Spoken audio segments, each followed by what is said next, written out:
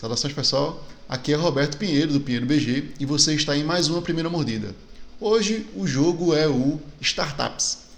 Startups, né, que é mais um jogo da Oink Games aí, que está em constante crescimento e todo mundo falando muito bem, né, dos jogos que ela lança, exceto pelo valor, né, que são bem caros. E o game designer desse jogo é o Jun Sasaki. Não sei quem é Jun Sasaki dentro da editora, se ele é o game developer principal, se ele é o game designer da empresa, se ele é o dono da empresa, não sei.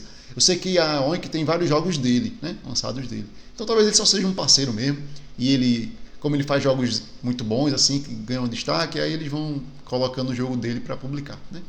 Então ele tem outros jogos lá dentro, tipo Fake Artist, que foi, eu acho que o jogo que deu o start assim, na Oink, que deixou ela famosa pro mundo, né. Além disso, ele tem o Deep Sea Adventure, que foi um outro jogo que fez sucesso. Fez tanto sucesso que é uma reca de jogo de cópia pirata circulando na internet. Às vezes você compra e nem sabe que é pirata, né? De tanto que o jogo chegou num nível assim que todo mundo tem no mundo para criar uma cópia.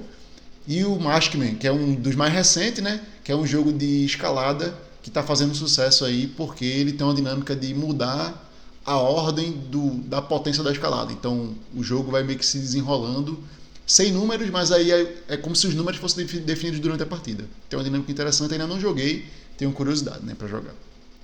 Mas como é Startups, né? Startups é um jogo de cartas, né, que você está tentando controlar empresas, né, várias empresas, no caso aí devem ser startups, né?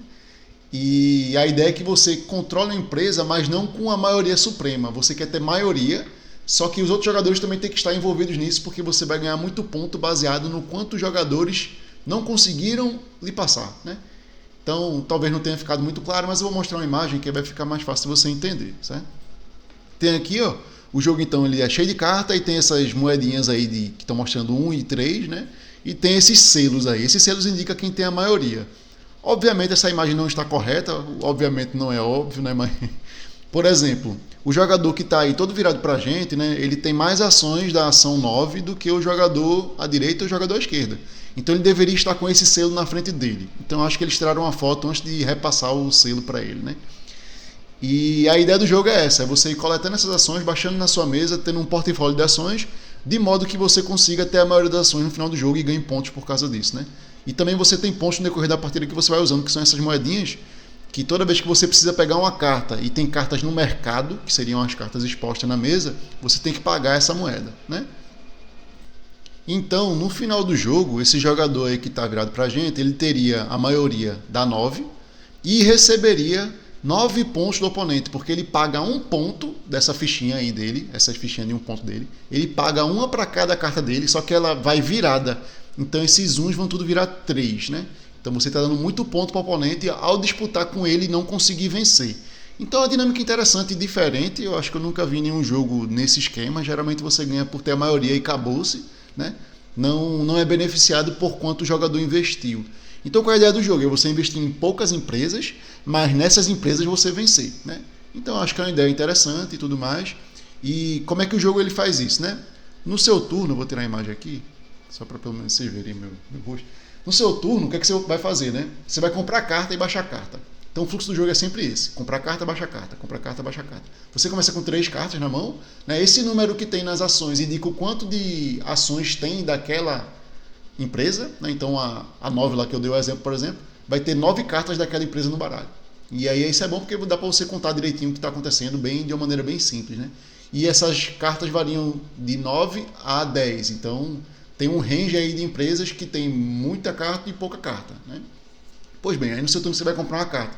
Quando você compra uma carta, você pode comprar uma carta às cegas do monte.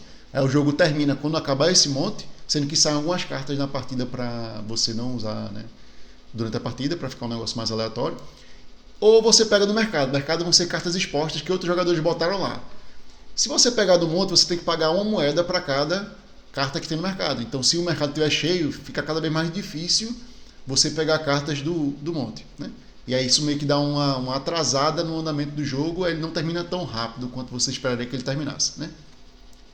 E aí depois que você pega uma carta, você pode baixar uma carta. Quando você baixa uma carta, você baixa ou no seu portfólio ou na mesa como mercado, né? Para o mercado. Que aí fica para os outros jogadores pegarem. Por que você faria isso? Porque você não quer ter empresas inúteis, né, na sua mesa. O ruim é que talvez você fazendo isso, você vai dar uma maioria ponto do jogador, né, não sei. E aí então, também vai dar mais pontos para outros jogadores, porque o jogador pode pegar e não vencer, e aí vai ganhar mais pontos do outro. Então, tem uma dinâmica meio que rica, digamos assim, né? É um ecossistema interessante, digamos assim, para você trabalhar em cima dele. E aí tem um plot twist, né? Que eu joguei errado esse jogo na primeira partida. Que aconteceu o seguinte: quando você consegue a maioria de uma cor lá, de uma empresa, né? Você pega aquele selo. Pegando o selo, aí você vai ter restrições e benefícios, né? Baseado nisso. Quando a gente jogou a primeira vez, a gente jogou errado, aí não podia baixar a carta na mesa daquela empresa. Aí ficou uma dinâmica muito esquisita, né? Porque tipo, eu consegui 3 da 9, eu tô com a maioria. Aí meu oponente conseguiu 2, não tá com a maioria ainda. Conseguiu 3, não roubou a maioria de mim. E aí ele pode baixar a quarta, eu não posso dar uma resposta para isso. Porque eu tô travado, eu não posso baixar a carta na minha mesa. Aí esse erro para mim estragou completamente o jogo. Eu inclusive fiz um vídeo de primeira mordida, já tá pronto. Eu só não postei porque eu percebi que tava alguma coisa meio off assim, meio esquisitinha. E aí fui atrás e de fato a gente jogou errado. Se você quiser, eu posso fazer uma postagem com o vídeo incorreto para você ver. Então comenta aí se você quiser. Se você não quiser, eu jogo fora o vídeo. Mas se talvez você queira ver a diferença, né, que faz você jogar uma regra errada. Foi uma regra. Assim, não é uma regra, umas 2, 3 regras envolvendo uma mesma mecânica, né, uma mesma parte do sistema. E aí como é que você joga corretamente? Você joga corretamente assim. Quando você tem a maioria, aí você pode baixar sim cartas daquela empresa, mas você não pode pegar do mercado, né?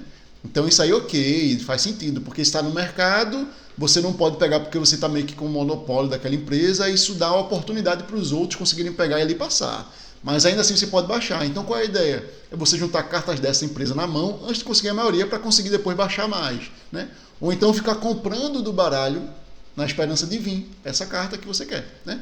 Até porque tem um benefício que você ganha por ter a maioria. Quando você compra no mercado e tem a maioria, você não paga moeda naquela empresa que você tem maioria.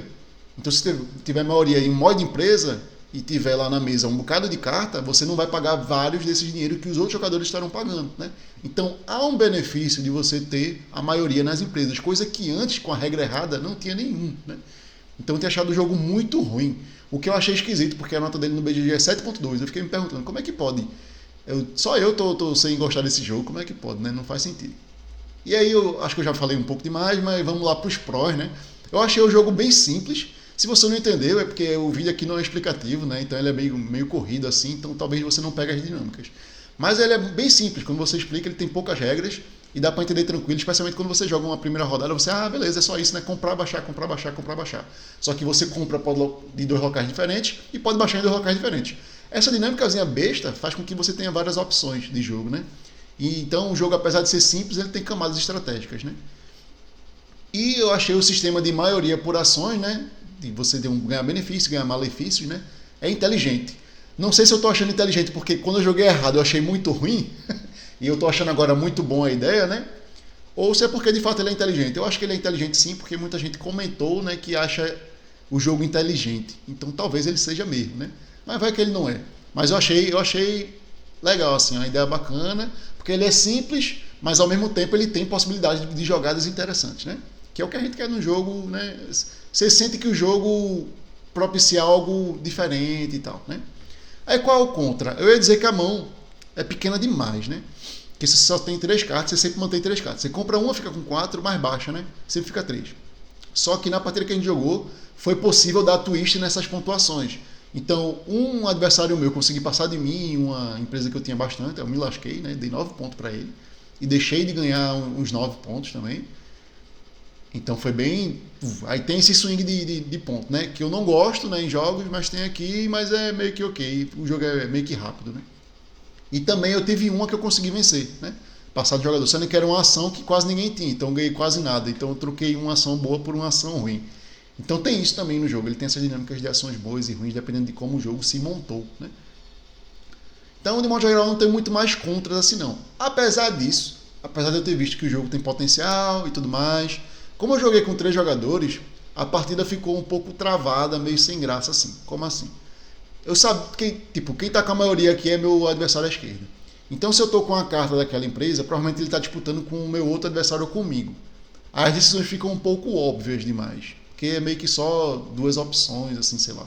Não tem muita gente na mesa para gerar uma interação mais interessante.